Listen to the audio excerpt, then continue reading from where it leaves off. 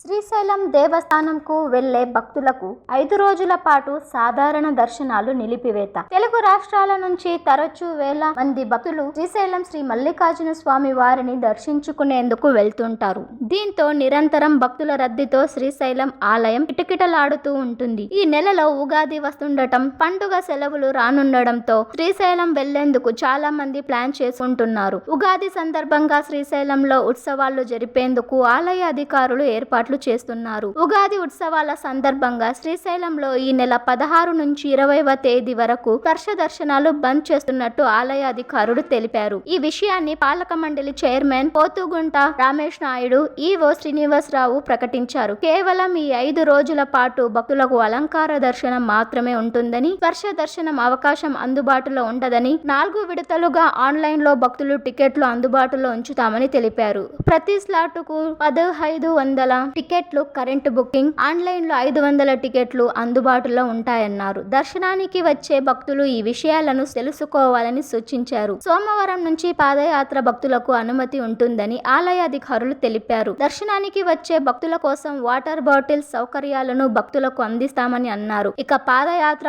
Parking ఏరియాల్లో ప్రత్యేక medical క్యాంపులు ఏర్పాటు చేయనున్నట్లు ప్రకటించారు. అన్ని శాఖల అధికారుల సమన్వయంతో ఉగాది ఉత్సవాలను విజయవంతం చేస్తామన్నారు. ఈసారి ఉగాదికి 7 లక్షల మంది భక్తులు శ్రీశైలంకు వస్తారని అంచనా వేసినట్లు అధికారులు పేర్కొన్నారు. అటు మార్చి 3న చంద్రగ్రహణం సందర్భంగా శ్రీశైలం ఆలయం మూసివేయనున్నారు. భక్తులకు దర్శనాలను బంద్ చేయనున్నారు. చంద్రగ్రహణం ముగిసిన అనంతరం శుద్ధి కార్యక్రమాలు నిర్వహించి ఆలయం తెరవనున్నారు.